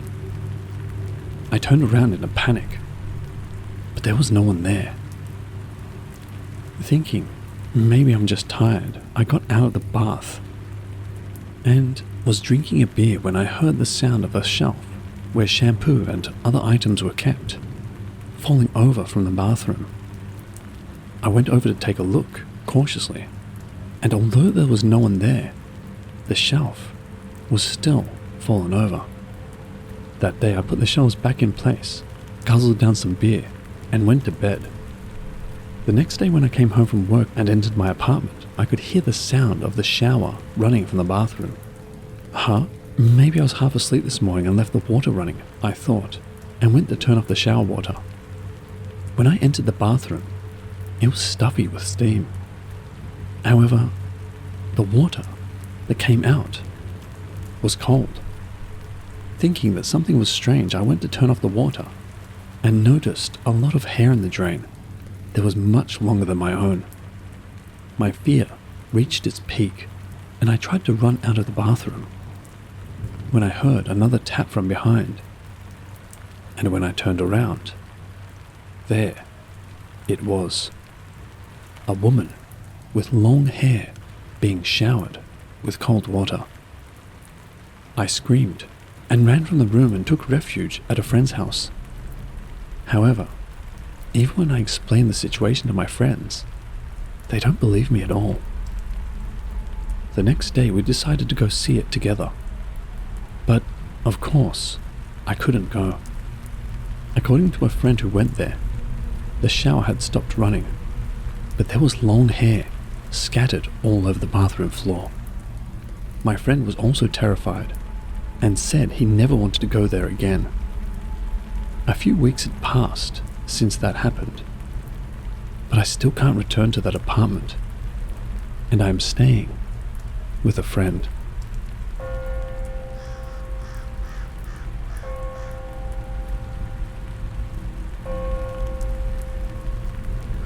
This is a friend's experience. I rented a room in an apartment. The apartment was a renovated old building, but it was well renovated and very clean. The room I rented was on the top floor, and it was spacious with high ceilings and a very open feel. The property was within walking distance of the main train station, had many shops nearby, and was in excellent condition. Yet, the rent was not that high. In fact, it was almost cheap. After I'd been living there for a while, I discovered one thing I didn't like about the place. I noticed a small shelf at the top of the closet in the Japanese-style room, and at the back of the shelf, there was a talisman pasted on the ceiling. I am not very sensitive to spirits or anything like that, so although I found it creepy, I peeled the talisman off and threw it away. After that, I started getting strange phone calls while I was in my room. The voice of an elderly woman repeated in a murmur, "Isn't this my house?" I thought it was a prank call or the work of an elderly person with dementia, so I just hung up the phone. But the call came every now and then. The same old woman called again and again over a period of time with the same message. Finally, unable to bear it any longer, I yelled, "This room is mine." She replied in a trembling voice, "This is my house," and then hung up the phone. That night, I woke up feeling short of breath. I couldn't move my body. I soon realized I was in a bind. As I stared intently into the night, unable to move, my eyes gradually became accustomed to the darkness. At that moment, something like a drop fell on my face. I looked up at the ceiling above my head and saw a black stain on what should have been a pure white ceiling, from which droplets seemed to be dripping. The stain quickly spread, and the amount of dripping water increased. At that moment, I smelt a fishy, metallic smell, and realized that the drops were actually blood. Then something started falling from the stain on the ceiling towards me. Heavy objects fell on my face, and then my whole body. As I stiffened in fear, I felt a fishy smell coming from the air right next to my face. When I looked, I saw a pitch black mass. The person's head was next to my face, with its mouth open and right next to my ear. "This is my house." It was the same hoarse voice that called. The next day, I immediately moved out of the room. I told the real estate agent that I can't live in a place like that anymore. But the real estate agent didn't even question me and agreed to let me move out immediately. Later, I researched the history of the room, the apartment, and the building before it was renovated. A dozen years ago, the building belonged to a wealthy, elderly woman. However, the old woman was killed by a family member who was blinded by greed. But why did the old woman appear in the room I rented? The exact reason is still unclear.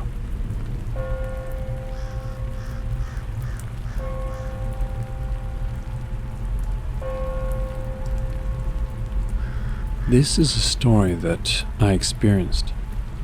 At that time, I was living in an old 2-story wooden apartment, but it had recently been renovated and the interior was nicely appointed.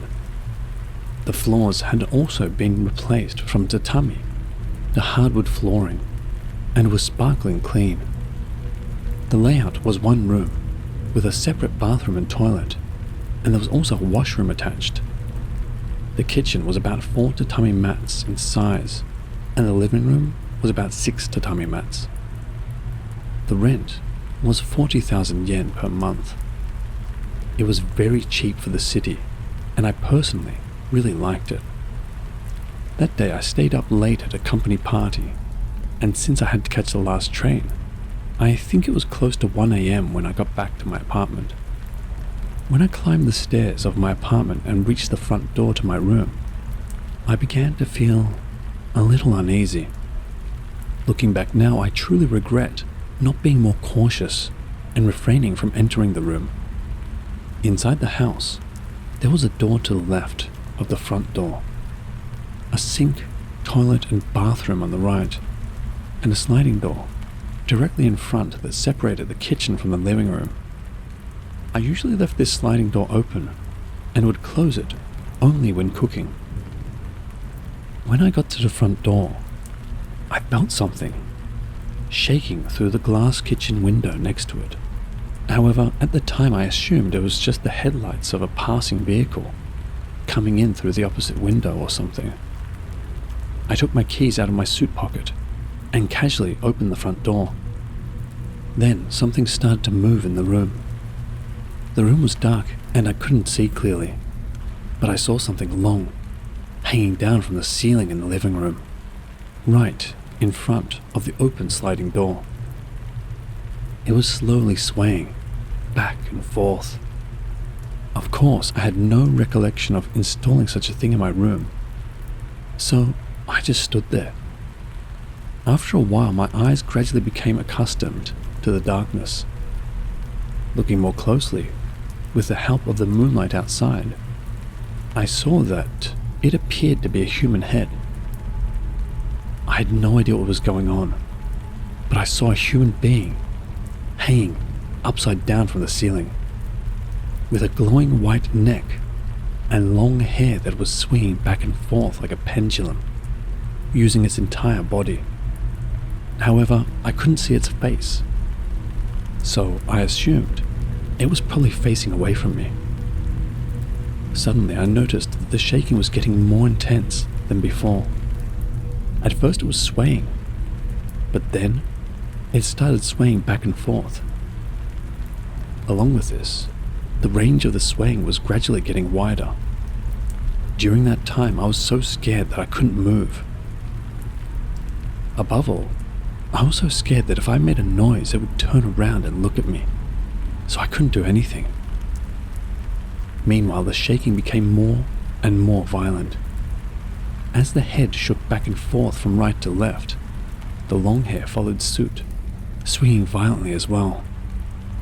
The faint sound of hair rustling on the floor began to ring, and the wooden ceiling began to creak.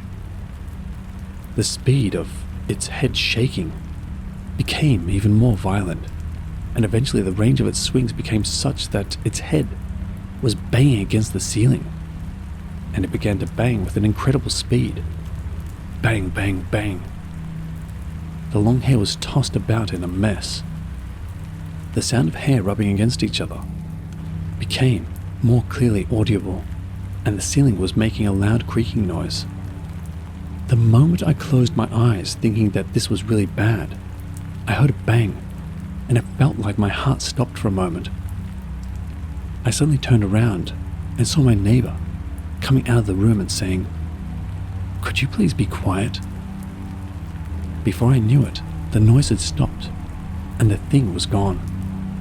I didn't have the courage to go into the room that day, so I stayed in a nearby internet cafe.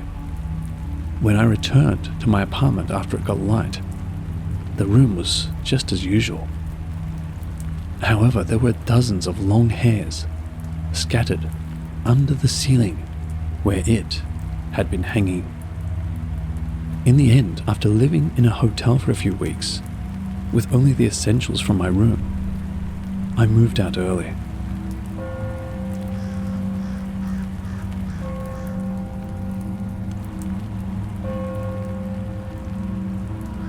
This is a story of a terrifying experience that happened in an apartment. A few years ago, when I was a student, I lived in a rundown apartment. It was a nice room with a spacious layout and cheap rent. But there was one thing I didn't like. It was always around 11 p.m. when I heard a loud banging noise coming from the floor above. At first, I thought it was just a cat or something. But since the noise always came at the same time, I thought it must be the work of the person living upstairs. Then, one day, 3 months after I started living there, I went to complain to the person living above me.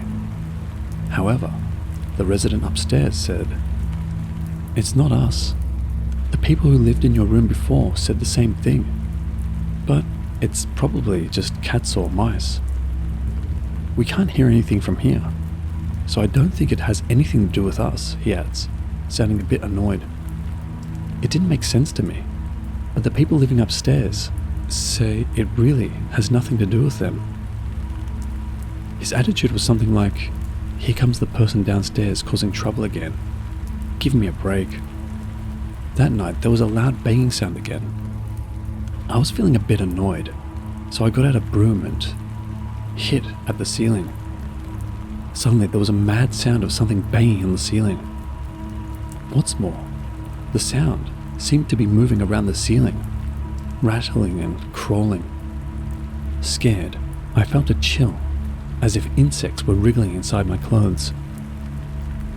Then the sound stopped in a certain place in the room.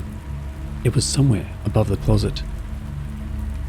I knew that the closet led to the attic. I followed my brain's warning. "It's dangerous. It's coming. Run away." And ran out of the room. I stayed at a friend's house that night. The next day I explained the situation to my landlord and told him I was moving out.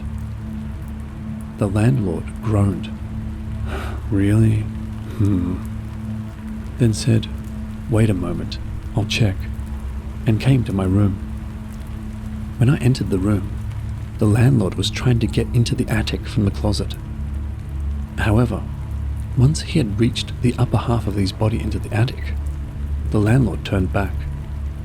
His face was completely pale. "Sorry, wait a moment. Oh, outside too." The landlord said so and went back to his house. A while later, the police arrived and began searching the attic in my room. I was only briefly questioned and that was it. By the way, the police and the landlord had concealed from me what was in the attic. But I had peeked into the attic while the landlord was on the phone. What I saw was a skeletal, human hand.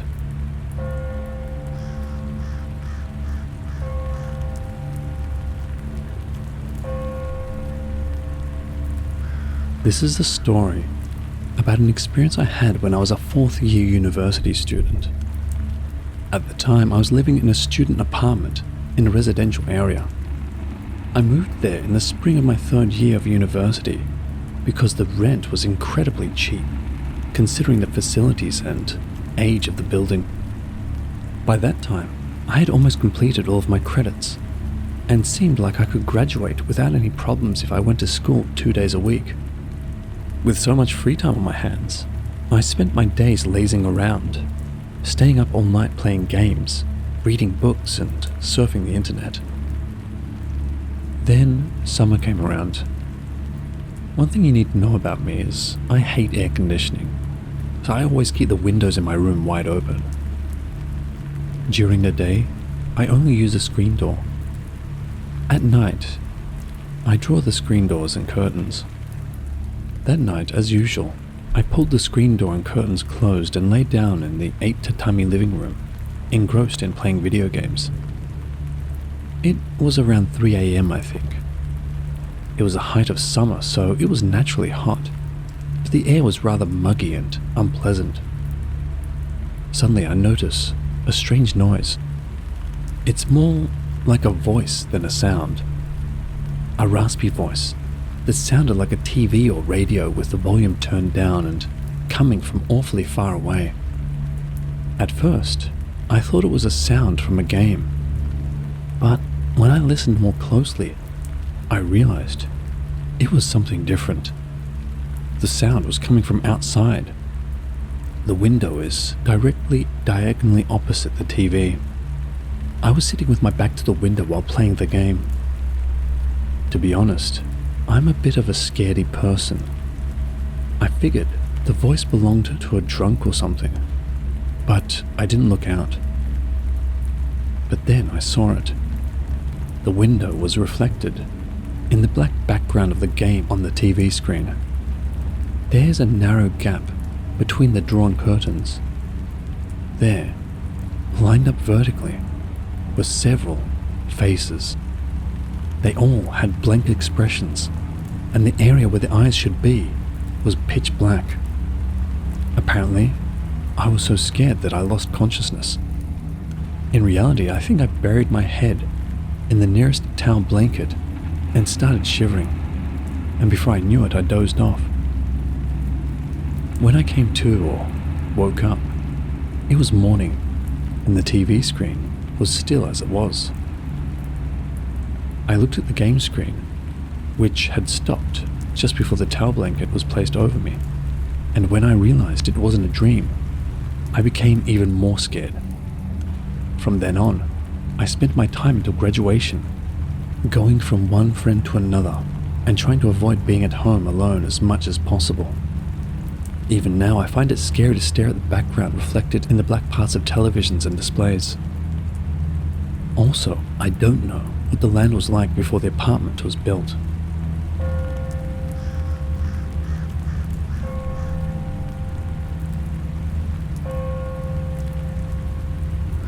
This is the story of my first terrifying experience as someone who had never believed in the paranormal until then. I started university this year, moved to Tokyo in mid-March, and moved out of my parents' house to live in an apartment. My best friend, Shingo, who happened to be in the same high school, also went to a nearby university, and we ended up living not that far from each other's apartments. So we exchanged keys so that we could play and wait for each other when we were away, and we both enjoyed living alone. I'd been doing this for about a month, and then, one day last week, something happened. When I returned home after a part-time job interview, just after 4 p.m., I found the door to my apartment unlocked. Oh, Shingo came over, thinking that I called out at the front door, "Oi, Shingo, you're here," and then heard a reply, "Oi," from the back room. The layout of the apartment is such that when you open the front door, the bathroom is immediately to the right, the toilet is on the left, the dining room is directly ahead, and the living room is behind that, separated by sliding doors. We both agreed that we were going to be coming in and playing without permission, and he had already gone in and played without permission a few times. I quickly took off my shoes, walked through the dining room, and opened the sliding door. But there was no one in the living room. "You bastard, where are you hiding?" Thinking it was just a game, I started looking for Shingo by turning over the futon and opening the closet. But I couldn't find him. I complained, "No, I give up. Where did you hide?" But there was no reply. "Didn't you hear me? Are you kidding me?" Thinking that, I shouted again, "Oi!" Then I heard a voice coming from the toilet next to the entrance saying, "I'm coming." However, it wasn't Shingo's voice. It was a woman's. My mind went blank, and I looked towards the toilet. The light in the toilet was on. It wasn't on when I got home. The hair all over my body stood on end. Goosebumps appeared. My back tingled, and sweat began to pour out in an instant. What is that? Who is that? What should I do? While my mind was starting to panic, I heard a creak as the bathroom door slowly began to open. I was so scared, I nearly went crazy. I didn't want to see what it was, but even though I was thinking that, I couldn't take my eyes off the toilet door.